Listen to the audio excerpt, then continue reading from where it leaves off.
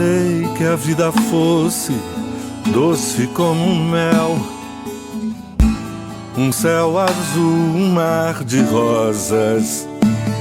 Eu pensei que o amor fosse uma pedra preciosa, diamante cristalino, eterno e divino, uma lua de cetim, com o cheiro do jasmim, princípio sem um fim. Mas que pena, hoje eu vi, não é assim. O amor é como um vício, certas vezes precipício, ilusão de um coração querer sentir. Nem as cartas do tarô conseguem decifrar o que é o amor, prazer ou dor, sorte ou azar. Só quem viver verá. Nem as cartas do tarô conseguem decifrar o que é o amor, prazer ou dor, sorte ou azar.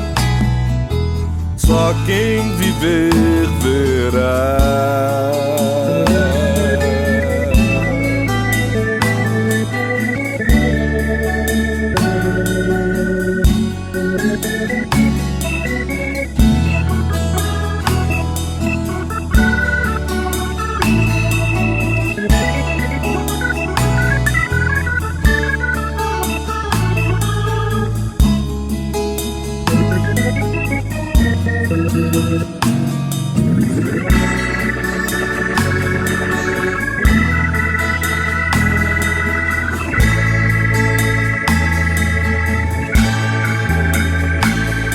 Mas que pena, hoje eu vi, não é assim. O amor é como um vício,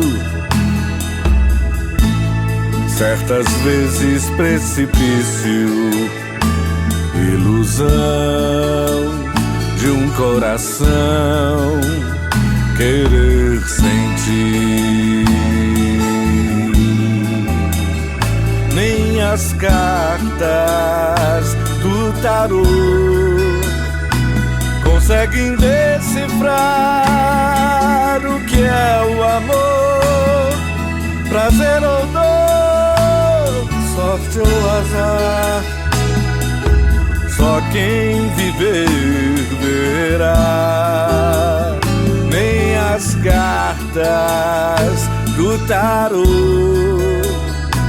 conseguem decifrar o que é o amor, prazer ou dor, sorte ou azar.